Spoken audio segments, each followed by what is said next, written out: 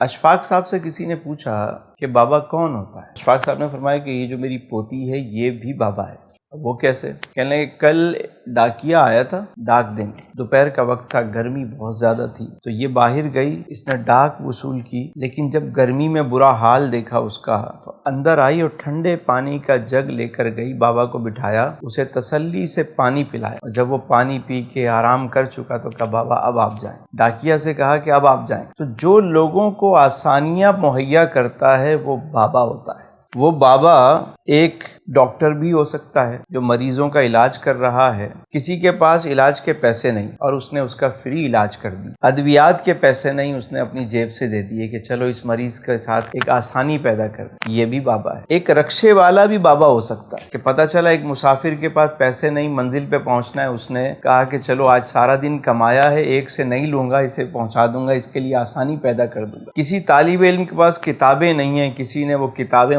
لا کے اسے دے دی، میسر کر دی، اس کے لیے آسانی پیدا کر دی، وہ بھی بابا ہے۔ یاد رکھیے گا ہر وہ بندہ بابا ہے جو لوگوں کے لیے آسانیاں پیدا کرتا ہے۔ بس ایک یہی فارمولہ ہے کہ جو لوگوں میں آسانیاں بانٹتا ہے اللہ اس کے لیے آسانیاں پیدا کرتا ہے۔ میرا مالک آپ سب کو آسانیاں عطا فرمائے اور آسانیاں بانٹنے کا شرف عطا فرمائے۔ السلام علیکم ورحمۃ اللہ وبرکاتہ۔